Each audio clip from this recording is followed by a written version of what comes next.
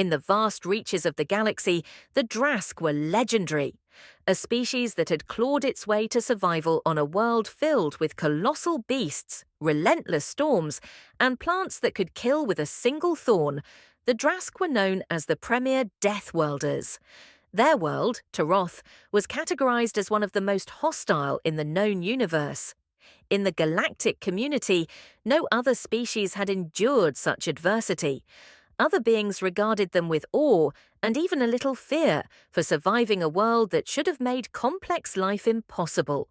So when word reached the Drask Council of another Deathworlder species, one that was making its way into galactic society, the news was met with skepticism and curiosity. Humanity, the new arrivals were called, and they came from a small blue planet called Earth. The Drask Council decided to send an envoy, a team of some of their best scientists and warriors, to meet this species that dared to claim the same title as them. The Drask mission ship arrived in orbit above Earth and requested to meet with human representatives. It didn't take long for arrangements to be made, and soon the Drask found themselves face to face with humanity's delegates. Standing before them was Captain Ellen Foster of Earth's Interstellar Relations Committee, a former survival instructor and military veteran. The initial exchange was respectful but wary. The Drask expected the humans to be intimidated by their presence. After all, most species were. But Captain Foster merely nodded in greeting, her eyes steady, giving away none of the fear the Drask had come to expect from other species. This intrigued them. The Drask delegation leader, a massive figure named Rakan, tilted his head and observed her carefully. "We have heard that your planet is dangerous," he began, his voice gruff.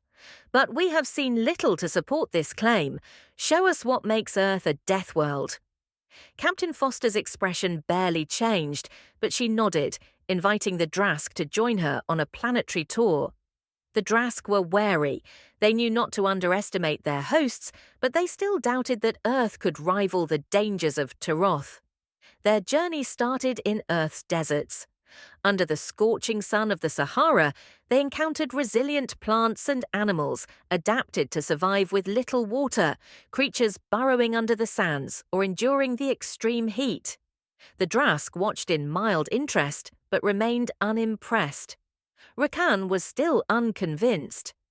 "Heat and sand are nothing," he said dismissively. "Our planet has volcanoes that cover entire regions." Captain Foster only smiled. "Then let's move on." Next, she took them to the Amazon rainforest. The Drask found the humidity stifling, and Rakan's breathing grew laboured as they made their way through the dense vegetation. They observed insects, some as large as their hands, carrying venom capable of paralysing larger creatures. The foliage was lush and vibrant, but teeming with hidden threats. Camouflaged predators, venomous snakes, plants with toxic sap. Yet again, Rakan brushed it off. "We have creatures on Taroth that can tear through metal with their claws. I fail to see how these animals pose a threat." But Foster only chuckled and invited them to the next location. Their next stop was a volcanic zone in Iceland, where geothermal vents spewed scalding steam and geysers erupted with boiling water. For a moment, Rakan seemed to reconsider. Even the Drask had never encountered a landscape like this, where Earth itself seemed to breathe fire. But he remained stoic, nodding his head as if it were an impressive display, but nothing more. Finally, Captain Foster took them to the coast, where they boarded a ship and headed into the open ocean. At first, Rakan couldn't understand why. The ocean was calm, its surface undisturbed.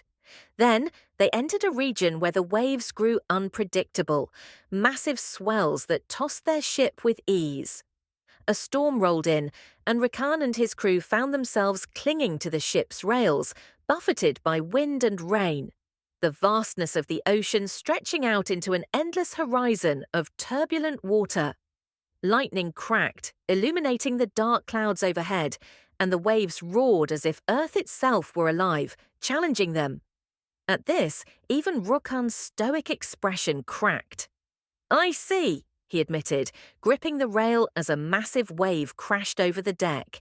"Your world is more unpredictable than we assumed." And yet, the real shock came later that night as they sat in the safety of a human outpost. They were sharing stories over food and drink when Rakan turned to Captain Foster, a look of genuine respect on his face. "Your planet is truly remarkable," he said. "I am impressed." He hesitated, looking as if he wanted to ask something but was unsure. "What is it?" Foster asked, noticing his hesitation. "You speak so casually of these dangers, as if you don't fear them," he finally said. "How have your people survived so long in such a place?" Captain Foster's gaze softened. "We didn't just survive," she replied. "We adapted, evolved. We became stronger. Humans have a drive to learn, to adapt, and we've made tools and built structures to overcome these dangers. But we never forget that we're just visitors here. Our planet's wildness is a reminder of that." The Drask listened closely, intrigued by this perspective. They had survived Taroth through strength and resilience, but they had never considered the idea of adapting to live alongside their world's dangers rather than conquering them. Over the next few days, as the Drask learned more about humanity's history, they heard tales of explorers braving frozen wastelands, of divers exploring ocean depths, of scientists studying active volcanoes. They were amazed to discover that humans willingly entered danger to understand their world better. In their own culture, the Drask had always assumed they alone bore the title of Deathworlders. But here was a species that had found ways to thrive on a world equally deadly, not through brute strength, but through ingenuity, adaptation, and a relentless curiosity. The Drask left Earth with a newfound respect for humanity, a kinship they had not anticipated. Earth might not have beasts that could tear metal or plants as venomous as those on Taroth, but it held a quiet, insidious danger, a world that demanded respect, humility, and caution, and a species that had risen to meet that challenge.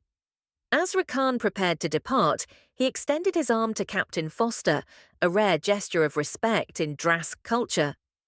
"Perhaps we were wrong, Captain Foster," he said. "Perhaps our worlds are not so different, and our people, perhaps we share more than we thought." Captain Foster took his arm, a smile on her face. "Deathworlders," she said with a nod, and Rakan returned the gesture with a glint of pride. As the Drask ship departed Earth's orbit, Rakan reflected on what he had learned. They had come to see humanity as rivals in resilience and endurance, only to leave seeing them as allies, fellow survivors of death worlds, each with their own strengths, each understanding the unique, harsh beauty of a world that didn't make life easy. And in that, they found an unexpected kinship that spanned the vastness of the galaxy.